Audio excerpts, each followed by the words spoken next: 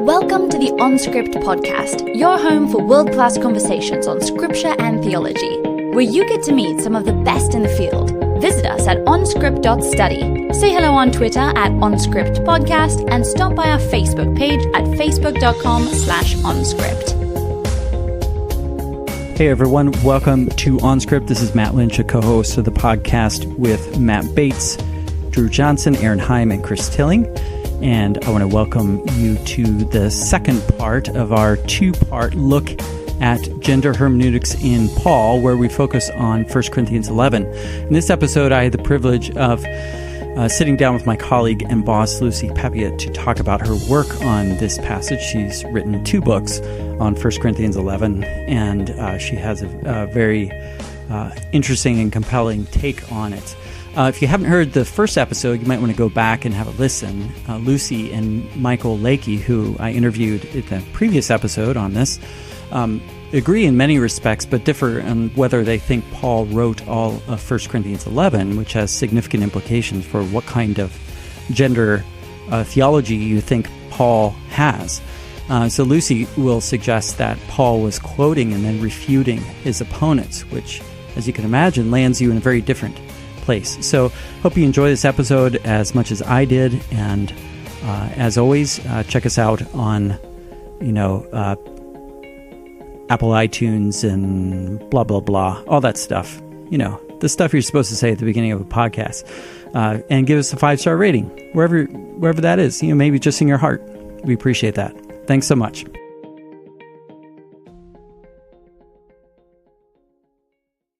Hello, everyone, and welcome to OnScript. This is Matt Lynch. I'm here today with Lucy Peppiatt, who is principal at Westminster Theological Center, where she also lectures in Systematic Theology, and where I also work as academic dean.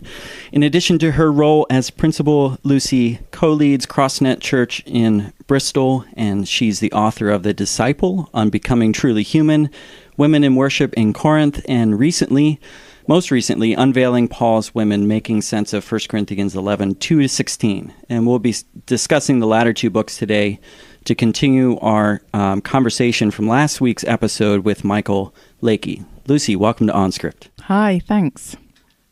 Lucy, what was your route to becoming principal of a theological college? Was that your childhood aspiration? No, it wasn't. Nothing I've done has been my childhood aspiration. Oh, okay. Well, I started, when I was doing my PhD, I started doing a bit of teaching at WTC and also Trinity College, Bristol. So people were nice to me and gave me some teaching opportunities, which was great. And then I found myself in a position where there were some gaps at WTC for jobs, and I got offered the Dean of Studies job, which was a surprise. And I was pleased to take that. So I've done your job, Matt, and you've done your job. You've done a much better job. No, I didn't do a better job. And then WTC actually went through a funding crisis, and I found myself in the middle of that, and felt that. Was that your childhood aspiration? No, that certainly wasn't. To land in the middle of a funding crisis? Aspiration. Although it has its highs, and it's quite exhilarating in some senses, I found, because it really focuses everybody on priorities and what you actually really want. And it was a good thing. It was a very good thing for WTC, for us to be thrown out on our own and have to sink or swim. And we, as you know, we gathered some amazing people around us, you being one of them. Oh, thanks. And we made the college, I think, into what it was meant to be, which is a very exciting place to study and teach theology. Yeah, that it is. Did you, on your journey to getting into academics and becoming a principal, did you face any opposition to your studies in academia or leading a college because you're a woman? No, I didn't actually. I think I've been remarkably sheltered in that regard, and it's unusual for someone not to face opposition. I think when I was studying my PhD, I used to say to Nick, my husband, that I didn't think people really knew at all what I was doing. So no one ever asked me about it. And if I mentioned it, it was kind of a conversation stopper. So not really opposition, but more slight indifference. Like, why would you bother spending all your time doing something like that when I was studying and had children, small children? But then the principal's job, again, we were, at WTC, we were very much under the radar in those years. And so I think people just slightly ignored it rather than deciding to campaign against me. Yeah. And why did you decide to get into the study of theology in the first place? Because I was doing a lot of preaching in our church. And in my mid-20s, I had felt that I should... I thought God was calling me to a preaching ministry, actually, which was kind of unusual at the time. There weren't many young women who were doing stuff like that in our world. And that was confirmed by my vicar, who was my uncle, and my curate, who was my husband. So it's really nepotistic there. But nice to be affirmed by your nearest and dearest. And so they said, yes, go do it. So I became a lay reader in the Anglican Church, which is a preaching ministry. And then had lots of opportunities to preach. But as I was doing that, I had this growing sense that I actually didn't really know what I was talking about a lot of the time. It's good to be aware of that. True, but I wish more were. I'm not sure much has changed. But I would listen to other teachers and listen to my husband, who'd done a whole degree, and think, actually, investing, if you're going to teach and preach, you should study. So that was the beginning, and I signed up for a bachelor's degree, which I did by correspondence while we lived in Zimbabwe and Sheffield, and then I sort of became an addict, really, as that happens, and I thought, well, I can't stop now, and went on to do a master's. And then in my master's met my supervisor, Murray Ray, and he said, you should think about doing a PhD. And the rest is history. Yeah. So moving on to your books on 1 Corinthians, you've written Women in Worship in Corinth, and then the follow-up to that, which is a more accessible version of it, Unveiling Paul's Women. When did you know that you had hit on something about 1 Corinthians 11 that needed more research, and that ultimately led you to write the book?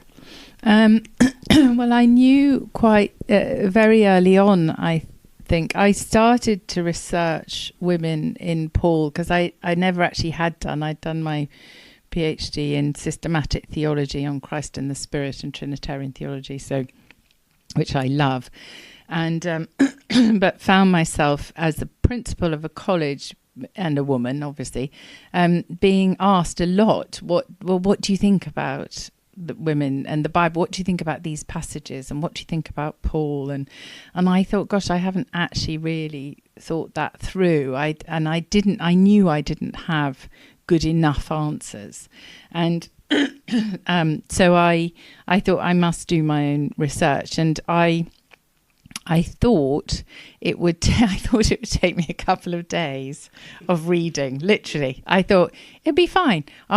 We got some good commentaries at home, because Nick collects Bible commentaries, and I can go to the library and I'll just read a few commentaries, make a few notes, and it'll be sorted.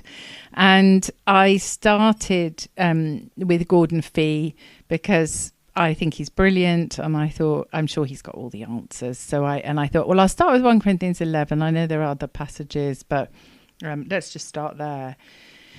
And it was like going into a sort of vortex. I mean, I obviously read the text first and thought, it's very strange, this passage, and then turned to Fee, and it felt like I was I thought, I'm not sure that I'm clearer after that, actually. I mean, he'd done very close work, and but I thought, if I had to explain that in 5 minutes, could I do that? And realised I couldn't at all.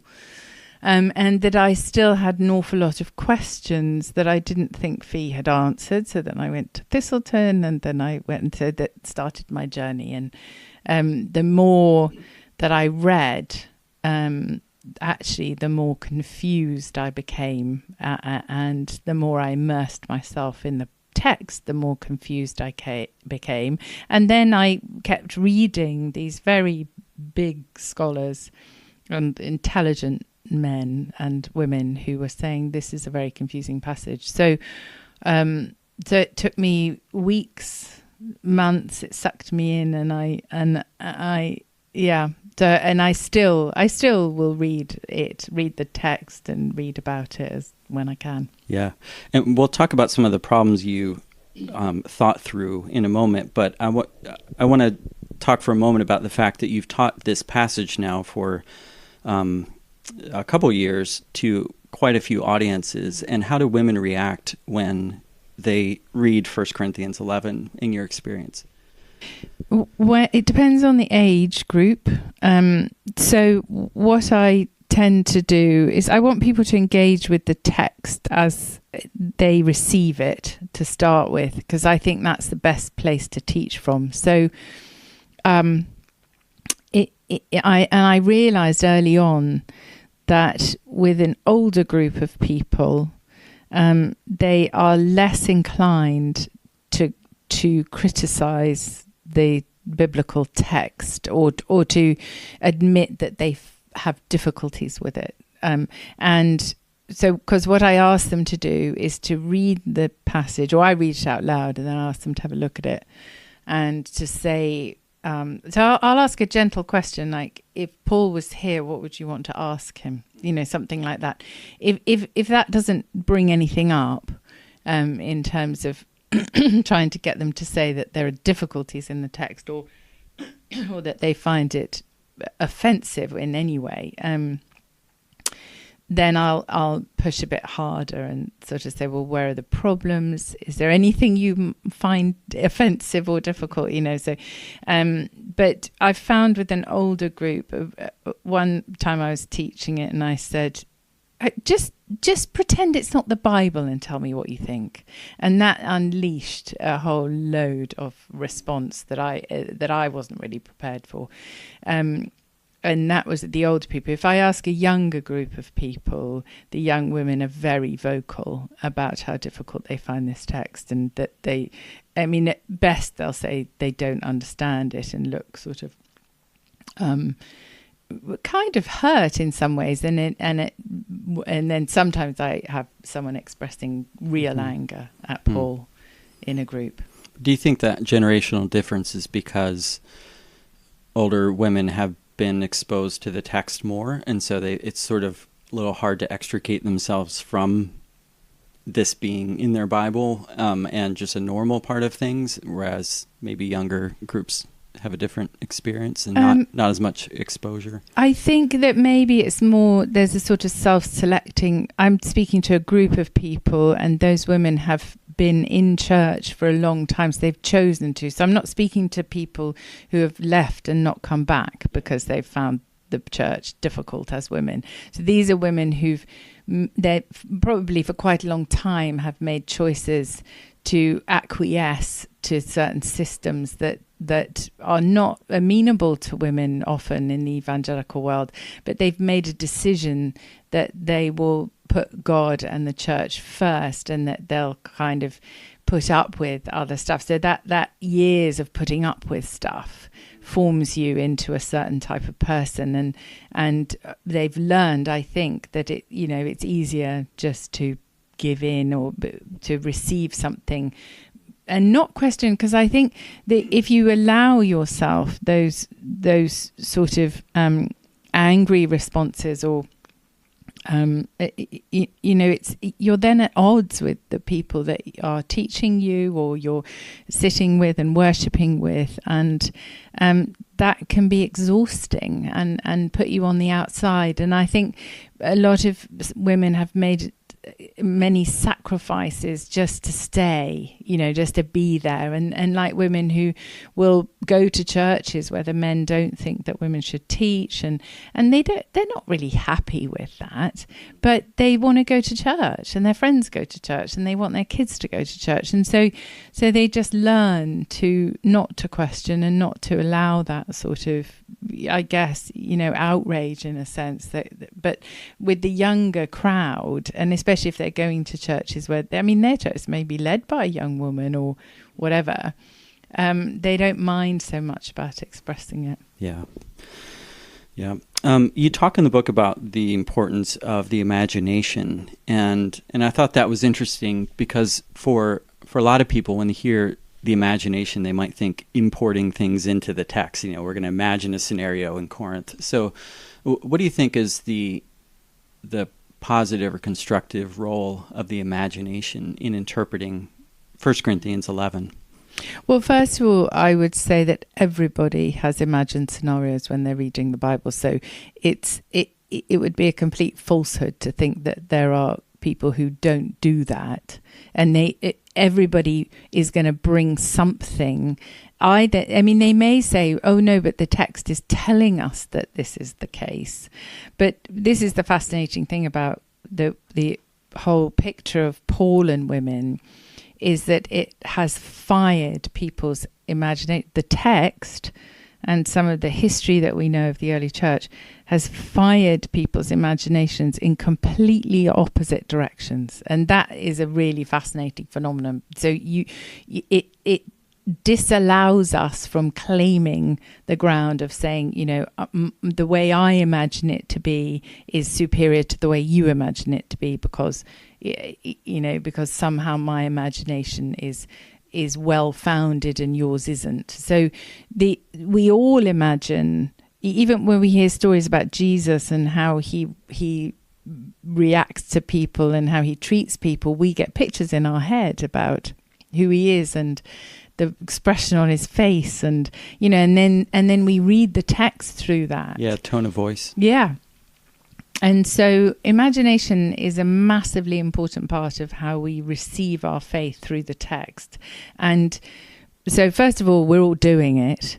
And secondly, it's easier if someone's open about what this is how I imagine it to be. And actually I kind of loved that process as I was reading about 1 Corinthians 11. I was always being asked by these Bible scholars, just imagine. I was thinking, I know, but I don't imagine like you imagine. You imagine that, I don't. And as if, and once they had said, imagine this, as if then that was the reality.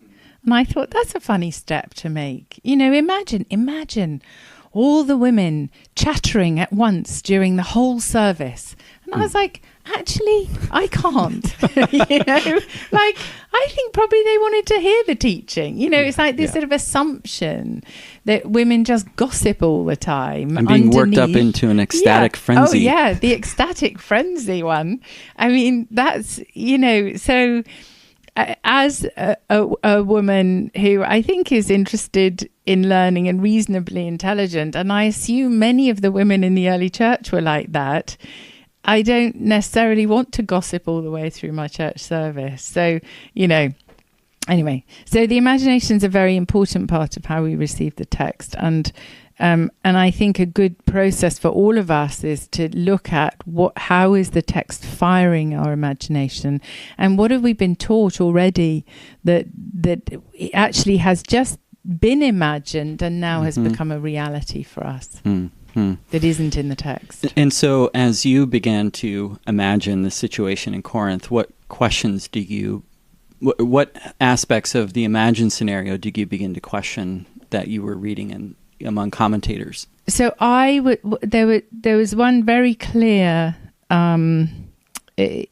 disjunction that I noticed, and it was that as I was reading in the commentaries, there's a consensus that Paul is addressing men by and large in the letter of 1 Corinthians, and that it was the men that were causing problems for him. They were being divisive, and that there was there are clues for us in the text that he is addressing the males in the church. But then you would get to 1 Corinthians 11 and 14, where there's at the end where there's also the reference to women staying silent and asking their husbands at home, and so and then suddenly they would say, well, obviously the women were being really difficult here, and I couldn't reconcile really was, so the heart of the problem with the women is that they're taking their head coverings off, and that to me did seem really odd. I mean, and it doesn't come anywhere else in the New Testament, and so, but that is really in a nutshell what the problem was. I know there are issues that some people think this is about hair. I really don't think it is. We could talk about that, but mostly I think the consensus is with the head coverings, and the people that I think have looked, I don't know quite how to say this, but the people I find more convincing, let's say, are the ones who all say this is head coverings, and I find their reading of the text most convincing. And therefore, if the problem is that women are taking their head coverings off in worship, what is that telling us about the church? Now, we spoke in the last episode of OnScript with Michael Lakey about evangelical hermeneutics and 1 Corinthians 11, and he identified a number of problems with complementarian and egalitarian readings of the text, which I thought was interesting. And you've come to similar conclusions as well, that both of the standard readings of this passage don't really work. So I'm wondering if we could just go through and identify some of the problems that you saw in the text that pose challenges to both egalitarian and complementarian readings of the text. So first of all, why do you think a cultural reading of the passage is wrong? And by that I mean saying, well, this is a cultural situation where head coverings in that society were a way of honoring people, honoring husbands, I guess. And, Paul's just speaking into that situation, but given that our culture is different, it no longer applies. Yeah, so that would be a sort of standard egalitarian reading, I think. I don't think that the text offers that to us at all. And that's where Michael and I think the same. So you said, where did I go to, in a sense, with the text? And the key verses are verses 7 to 9, which is Michael's book is called Image and Glory. And I think that the text is telling us very clearly that there are reasons for why women should be veiled in worship, in public worship. And the reason that Paul gives, Michael thinks it's Paul, I don't think it's Paul, but the reasons that the women in Corinth are expected to be veiled during worship are theological, very clearly, and they're rooted in a creation theology, which I find difficult to reconcile to the creation theology that we find in Genesis. And this is a really interesting discussion because Michael doesn't find it so difficult to reconcile to Genesis, and I really do. So that's a good scholarly debate that I think we need to carry on having, actually, because I'm not sure we've really got to the bottom of that. I certainly don't feel I have, and I'm sure Michael would be interested in carrying on this discussion. So the verses are, for a man ought not to have his head veiled. So the issue, this is clearly the issue, that is that the text is saying, men, you need to not wear a veil over your head, which was common practice among Roman and Jewish men. And So they are being told in this text that they should take their head covering off in the public worship. And the reason that they're to do that is because they are the image and glory of God. But woman, so there's this sort of contrast set up between the man and the woman, and the man doesn't wear anything on his head because of his status in God, which is that he is God's image and glory. So he has a particular relationship to God, which means that he doesn't need to cover his head. Now that's kind of a mystery for us, but very interesting that this is telling us that. And so the woman, so you're like, so man, that's man's role or status before God, but isn't that woman's as well? Isn't that what we're told in Genesis? I think we are. But no, woman is actually the glory of man. So her glory, I think, how I would describe it is that the text is telling us that the woman has a derived glory or a reflected glory or something. So her glory she has her glory by virtue of her relationship with the man, not with God, and he has his relationship with God. Yeah, it feels like a funny combination of Genesis 1 and 2. Yeah. Where you have the man created first, then the woman. Yeah.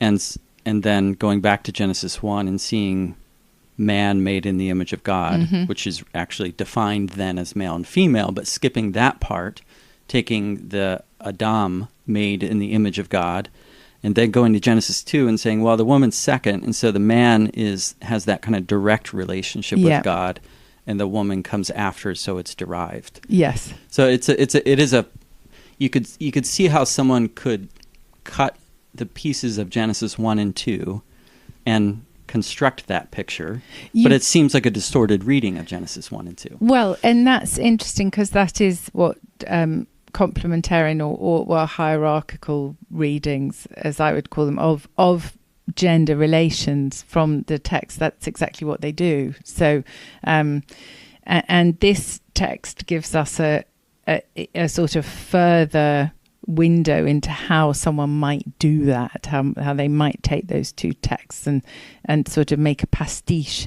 where man has priority and precedence, and that's what Michael sees in this text, and I see it too. So I think, well, yeah, that and that's the reason given is that man has a privileged position in his relationship with God. Woman has a derived position from man, and then this strange connection then between the woman who has to wear some sort of symbol or sign of authority over her, and then that links us straight back to verse 3, where you have the reference to head. So your physical head is representative of your symbolic head, who in the woman's case is the man. Yeah, let me just read verse 3.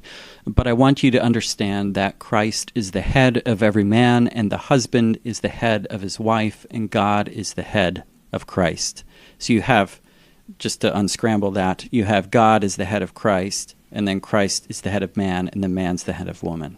Yeah, and you're reading from which? That's the NRSV. Yeah, that's what I've got in front of me. So we've both got husband, which actually I think is the correct translation. But in a lot of Bibles, it will just say man. So Christ is. Yeah, so this is an interesting thing.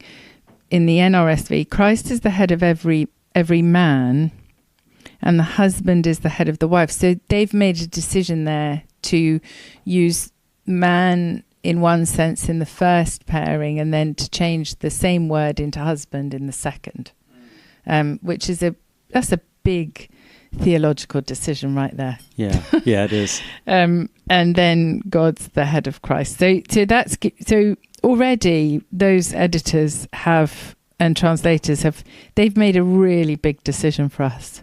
Why is that so big? Because if you said Christ is, so you've got two other options. You could say Christ is the head of every husband.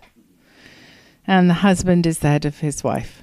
That actually, I think that's pretty Pauline. So I would be happy with that. I'd go with that, as in, I would say, I think that's probably what Paul thought. And God is the head of Christ. I mean, I think Paul had a very clear view of what he thought a head was, and it doesn't mean authority and rule. So what do you think? Because I mean, to be comfortable with that is a little surprising for some people. Comfortable with the fact that it's Paul. I would describe what I think he means by head. Well, which is a whole other conversation. Yeah. Do you have a brief snapshot of that? A brief snapshot would, I think, if you.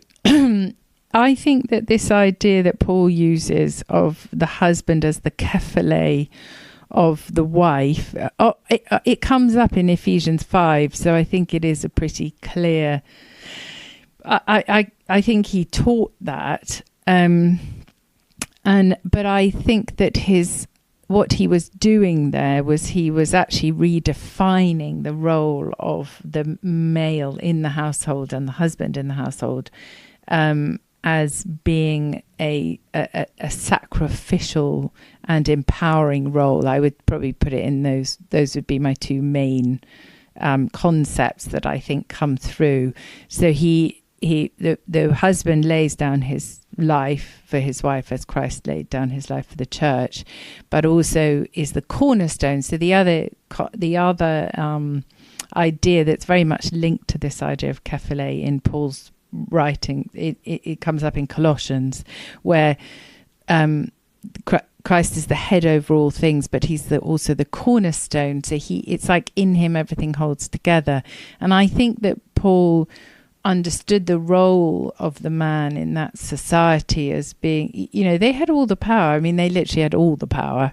And with that power, I think that they were supposed to, in Paul's mind, in his view, they were called as Christian men to exercise that in a particular way, which was as one who empowers by sacrificing. So that's a radical difference between seeing head as the one who rules over and has authority. So he uses a term that men might have nodded their heads at and then redefines it. Yeah. I mean, he was like, well, you are the head, because they were. They that was it. They were, they ran everything. They had their households. They could do what they wanted with the people in their households. They had the right of life or death over them. They could sleep with them all if they wanted, So Paul redefining that role as a monogamous. But, if they were married, then they had to be monogamous. Everyone else was out of bounds. That's really radical. And that's your wife, and she's yours. And then their role in terms of how they should empower their wives, I think is very clear. And that also comes out in 1 Peter. So, but to go back to, so this interesting here, the verse 3 of how it's translated is important, because if in your Bibles it says, but I want you to understand that Christ is the head of every man, which is what it says in ours, then immediately you've got a question of, well, which man, is that every man that's ever been created has this relationship to Christ? That's creation theology. If you say Christ is the head of every husband, then that's marriage theology and marriage and sort of gender theology. But you could say, I want you to understand that Christ is the head of every man, and the man is the head of the woman. And again, that is creation gender theology. So it's all, you have really, I think readers have to, and teachers have to make a decision about how they are going to translate those words for husband and wife and man and woman. Now, I want to shift gears here and do a speed round. And the idea is I ask questions, and you have about 3 to 5 seconds to answer them. And they can't be too well thought out. Okay, what's the most absurd interpretation of 1 Corinthians 11 that you've encountered? I know the answer to this. This is the best question. I For me personally, although I know some people take it more seriously, the oddest interpretation that I've ever heard is that the head covering symbolizes an external testicle. Obviously. It's self-evident. Yeah, it is. Actually, I think that might be hair, which is kind of even worse. Oh my word. That is horrible. It's really it's really horrid, and because there's also reference to semen as well, which makes it even worse. How do people end up in that place where they're reading the Bible that way? It's very disturbing. I don't know. Knock knock. Who's there? Cow says. Cow says who? No, cow says moo.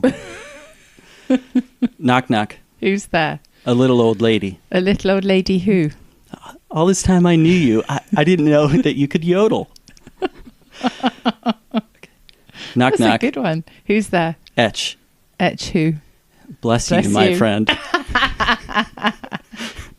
Good. All right, what's the most significant book in systematic theology in the last 50 years? Oh my word. You know that is an impossible question. And it is hard. There's only one way of being possibly able to answer that, I think. In that, so I'm going to say that Moltmann's book, The Crucified God, it was I think it represents a watershed moment in the last 50 years, a little over 50, of how the doctrine of God was reshaped post-war. And I think thinking had been going that way, obviously, but there was something about, I think, the publication of this book that was a marker in saying people are thinking differently. There was a challenge to the classical doctrine of God, which and theologians have to respond to that now in an ongoing way, and I see it in the classroom, and I hear it in sermons, and I literally, and so I think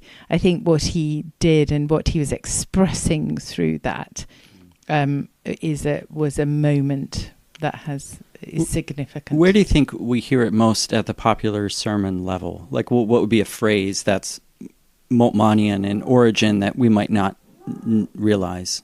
I think phrases like the suffering God without God in Christ, for instance, is, so I would be more comfortable with. Right. God in Christ suffered rather than God. Yeah. Or God. In God's self-suffering. Yeah. God in the flesh. So the idea of God in his essence, in his being, suffering in the same way that we suffer, because that's the assumption behind it, so that my suffering tells me how God suffers. And I think that's pretty sort of common parlance, really. Yeah, it's interesting. That's made its way into biblical studies as well. Right. With Richard Bauckham and Terence Fretheim and others would have taken up that theme. All right, I got sucked in. I'm going to keep going the speed round. Knock, knock. Who's there? Mustache. Mustache who? I'm going to stash you a question, but I will shave it for later. I botched that one. All right. Shave it for later. All right, knock, knock. Who's there? I eat mop. I eat mop who? That's revolting. All right. What's one idea in biblical or theological study that you think needs to die? I think it's dying, but I definitely think the idea that biblical scholars and systematic theologians can work in isolation from each other needs to just die forever. Yeah, I've tried it in this office, and it's not really working. All right. What have you learned through failure in your work? I've learned that I don't like failing. I've learned an awful lot through failure in lots of areas. I've learnt, what would I say? I think it's really good to be aware of your own limitations and just to work with what you're capable of and be happy with what you're not capable of doing. And so you get a sort of much more realistic sense of your own self. I think it definitely keeps you humble. sometimes it's a bit too crushing, and then you have to work through, why have I been allowed, why have I let this really crush me, and what power have those people got over me that I feel like my failure might take me out completely. And you really, because that's silly in what I mean. It's kind of, you got to grow up, so the kind of crushing things are really good, I think, to have to get over and get through and sort out in yourself why you can't cope with any form of rejection, and kind of get healed enough to cope with people not liking you, not liking what you do, being whatever. And I think that's a good process in life. Yeah. Who's your favorite theologian, living and dead? Dead. I have so many favorite theologians. You have to pick one. I know. I hate the way you do this. It changes. Also, it changes all the time. So you can do one with a sidekick. One with the sidekick. I go back to Athanasius a lot. What shall I say? Would his sidekick today be John Owen? John Owen. Oh yeah, John Owen. Oh, let's say John Owen today. Mm-hmm. But tomorrow I might say something different. Right, how about alive? Alive. Is Athanasius alive? No, not anymore. Okay. Well, with the Lord he is. Okay. Yeah, true. I really like Catherine Tanner, and then definitely linked to that Ian McFarland, because he was her students. I like their Christology a lot. Most overrated theologian. Alive. Just kidding. You don't have to do alive. Matt Lynch. No. Most overrated. There's definitely a name in my head which I would not be prepared to say. Okay. First letter of the name of that person? I'm not even saying that. Okay. How do you find time to write books, co-lead a church, teach, have a family, and lead a theological college? What are your time efficiency pro tips? Time efficiency is plan everything really carefully. So I'm an inveterate planner, and I spend a lot of time planning as much as I do working, so that I know I chunk my time. I make sure I work. So I'll do different tasks at different times of the day to maximize my best thinking time, my worst times, so I have meetings, emails, thinking, writing, blah, blah, blah. And early nights and that's early about mornings. it. Yeah. Early mornings. Yeah, early mornings are the best, because then you don't have things. And your early mornings are like 3 a.m. Well, 5. 5, okay. And last one, what are the hallmarks of charismatic theology? That's a good question. Charismatic theology, the big hallmark is this idea that human beings can be filled with the Holy Spirit. So that obviously it's an anthropological claim that God can pour out his Spirit into us as beings, like creatures, and that we somehow are receptacles of the Spirit, physically, mentally, spiritually, emotionally. So that's a big claim about human being, and I think it's a great one, because I think it's true. And then all the theology of of the charismatic life in the Spirit kind of flows out of that. So what are the implications of that if you can be filled with the Spirit of God? All right, shifting from the speed round, a couple more questions on the problems with 1 Corinthians 11, and I know our time's running short. One of the things that I thought that you pointed out I thought was quite interesting is the problem with verse, I don't know which one it is, but it says nature teaches that long hair is a disgrace, and this is with regard to men, and so, but you pointed out that it would be, this is from page 37 in your book, it would be very odd if it were Paul who was saying this, because he himself had long hair while he was in Corinth.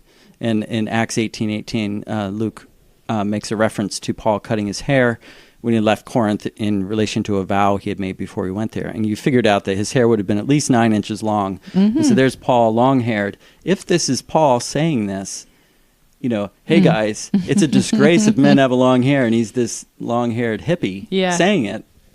So that touches on part of your approach to this text. So what is your kind of constructive alternative to standard egalitarian and complementarian readings of 1 Corinthians 11? Right, yeah. So I have I reject the cultural reading. I think on good grounds, really, that I don't think that the text invites us to understand this in terms of a cultural practice. That's very problematic.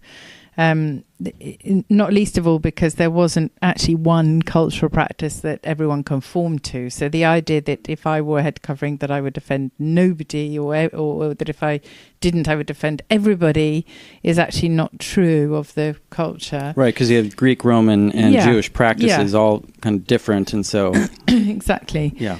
So anyway, there's lots of reasons why the cultural reading is flawed. And then the hierarchical reading actually is definitely within the text, but is theologically problematic because it's based on the idea, and Michael brings this out so clearly in his book, and I think brilliantly, is because it's based on the assumption that the woman is metaphysically subordinate to the man. That's what I mean. He brings this out so clearly, and I think his book is really brilliant. A big plug for his book. Yeah, and it's not just she doesn't just have a role that's different than man with equal standing before God, but she's actually subordinate. Yes, and hence the need for the covering. And that's an interesting point because we actually don't know what the covering actually means. We're not really told, apart from this concept of authority, which comes out in verse 10. Do I mean that? Yes, and the angels, of course. I mean, you wouldn't want to offend them. Not at all. No. So that's why I think that the hierarchical readings, or the ones that say, well, of course you should wear a head covering because you're subordinate, that's really not a good message. And the cultural one is wrong, I think. So I was sort of left with a dilemma.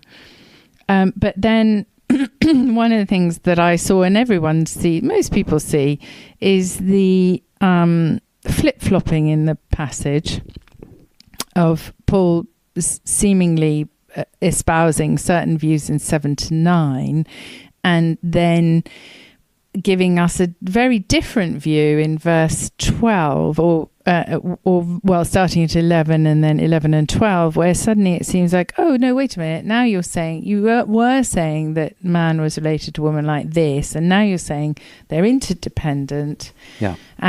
Because it says in the Lord, woman is not independent of man, or man independent of woman. Yeah. So the commentators on the passage are divided by how severely you think the break happens at 11, whether is he contradicting himself, or is he just giving a slight tweak, or is it actually that he's continuing along his thought lines. And I and many others think that this is a contradictory statement. So he's saying one thing, then he's saying something different. So there were clues in the passage that the passage was incoherent as a piece, and that it actually has contradictions within it and problems within it that make it difficult to read it as a whole. I think most people reading it straight off will see that. They do see that. So you either have to sort of really, really try and convince someone that it works as a coherent whole. And actually, Michael's done a pretty good job of that, although he hasn't convinced me, which he knows. But and also the theological implications of what he thinks it means are just awful. But or you say, well, wait a minute, Paul is saying two different things at once. And then that took me to the point, and I heard actually Douglas Campbell talking about the whole thing of Paul using rhetorical strategies, rhetorical writing in his letters, and often citing his opponents or citing the people he disagrees with. And then I thought, of course, he does that in 1 Corinthians. He does it a lot in 1 Corinthians. And actually, it's seeming now that commentators are thinking he's doing it a lot more than we all thought in the beginning. Yeah, so he quotes an opponent and then refutes that view. Yeah, and anyway, that fits with the whole setting of 1 Corinthians, that we know he's engaged in discussion and dispute with the guys at Corinth. This 1 Corinthians is 2 Corinthians. So there's been some back and forth.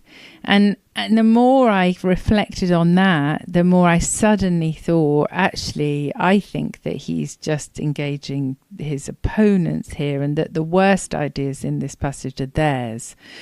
And that to me, so my book, Women in Worship at Corinth, is taking 3 passages in 11 to 14, where I think that there's a pattern of a rhetorical argument marked by an inconsistency in meaning. So you have even blatant contradictions, like you have in 14, 20 to 25 is a much clearer example of this, actually.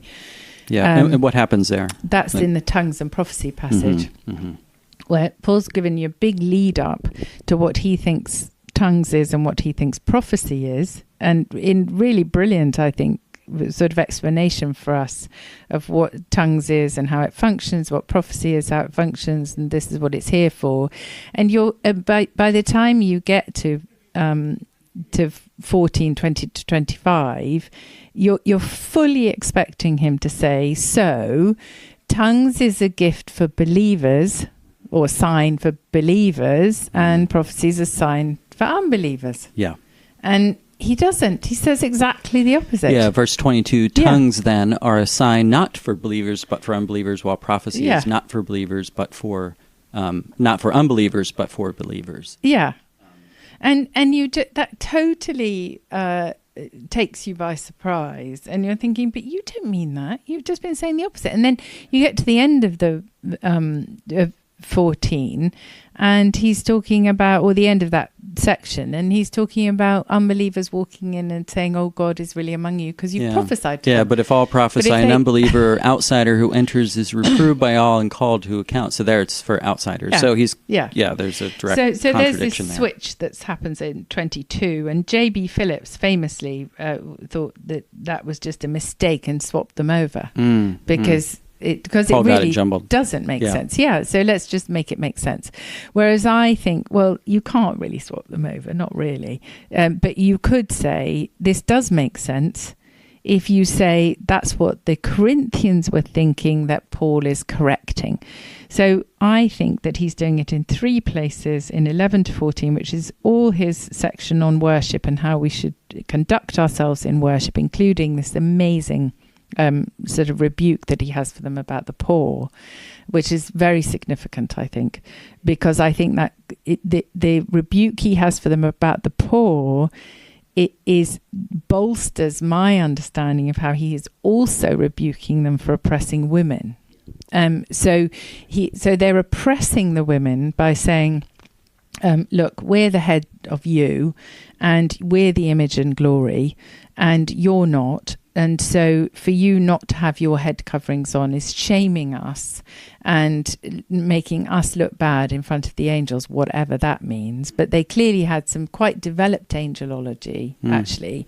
Yeah. And Paul also addresses that in other, Yeah, I wanted to highlight that. So what you've done here is you've shown how there are internal contradictions within 1 Corinthians 11, 2 to 16 and elsewhere. We know that Paul quotes his opponents. And then if certain sections of 11, 2 to 16 are Pauline, that creates problems with other parts of his own letter. So just as an example, if he's saying, women, you got to cover your head because of the angels, you don't want to offend them.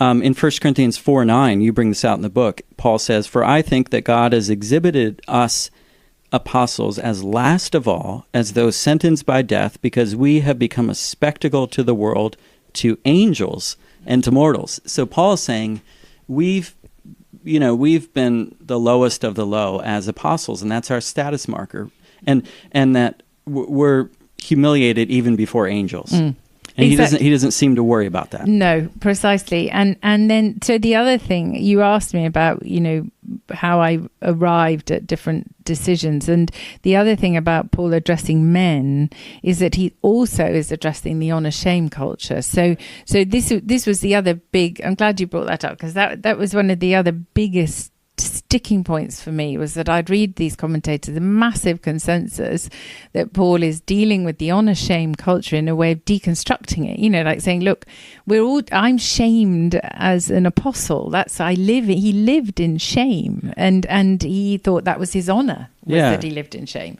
Yeah. So my chains, here they are. Yeah.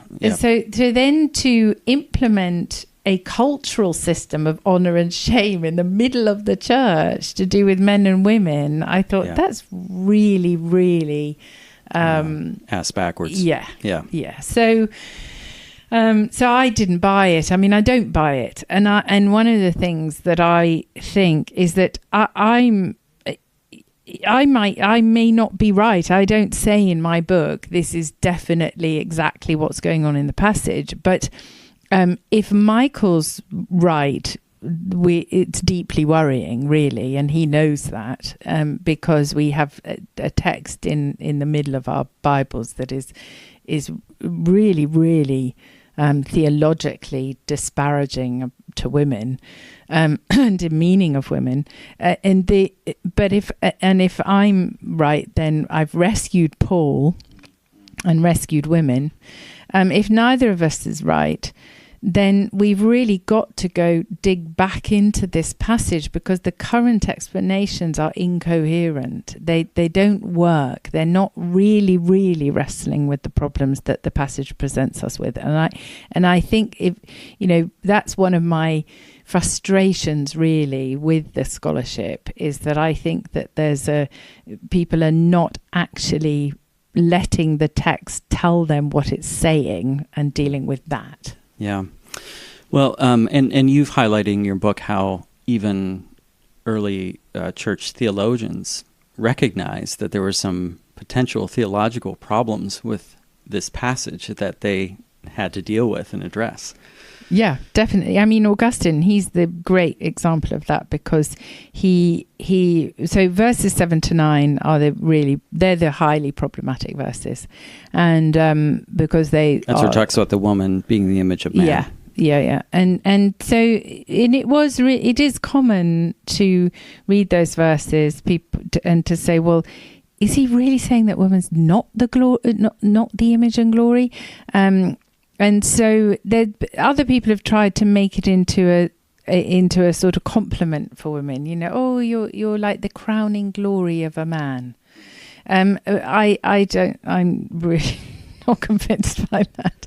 It's not very enticing. No, and I just don't think that's what it's saying. The reason, because it's the reason given for the woman having to wear a head covering. It's not, so. You're the crowning glory of the man, and if glory is displayed by not wearing head covering, then why isn't your glory, even if that was true, then why aren't you released from wearing head covering as well? So that your glory, the man's glory through you, can be manifest. Right. Yeah. Right. So it's all anyway. It doesn't quite work. No, it doesn't work. So Augustine, I mean, it's really worth reading on the Trinity. It's book 12. He does a very detailed exposition of this, and it's great. It's so sort of baroque in its explanation of how this is telling you that women are subordinate, but they're not really. So he tries to get out of it in his own particular way. But the anthropology that he's working with is so alien to how we understand male and female relations that it's anyway. It's a fascinating study for us in how people received it. On the basis of your work, what's the main takeaway that you'd like for women in the church? Actually, I'd like to hear you say, what would you like women to hear from this, and what do you want men to hear from what you've written? And going back to your original question, you asked me how women respond to this, but I've had some very strong reactions from men as well who really struggle with these texts. So it's not just the women. The takeaway for me would be that I think Paul is a champion of women. So that was, and really the reason I went into the whole study of women. It wasn't women, it was Paul. So Paul, because I loved Paul's writings, and so I definitely went in with an agenda of, I'm sure he's saying something positive, and I guess that's had its own consequences. But I really do think he is saying positive things to women, and I think that his ministry, the history of his ministry, backs that up. So it's not just me and a whole bunch of other people saying, we think Paul was favourable to women. We can see that Paul was favourable to women because he promoted them to positions of leadership and authority and responsibility, and clearly thought extremely highly of them and speaks of them as his co-workers and sisters, etc., in the same breath as the men. So I don't think he saw any difference between his female colleagues and his male colleagues, and so I think it's great to be able to read the text that people assume where he suddenly says, no, but you should actually just be sitting down quietly and doing this and that and wearing your head covering, to read them in an opposite way and say it wasn't him, it was the Corinthians. And of course, Paul, being Paul, was releasing women into all that God has for them, and I think that's who he was. And what would you like men to hear? I'd like men to hear that this is part of the gospel, and that I've taught this a lot, and I find that a lot of men actually, it frees them from a way of relating to women that they weren't really comfortable with in the first place. And not everyone, but really the majority. I don't think that most men want women to be submissive and subordinate to them, and so they're just massively relieved because what they knew in their heart, in their spirits or whatever, is suddenly it's suddenly endorsed and affirmed by Scripture, rather than them feeling they're living in some sort of tension with the Bible that they love and the women that they love. Well, Lucy, thank you so much for taking the time to talk today. Thanks, Matt. You've been listening to On Script, delectable conversations on scripture and theology. If this episode has brought you inner peace or lit your biblical fire, please consider a small donation of just $2 or $5 per month. Information on how to donate can be found at onscript.study/donate.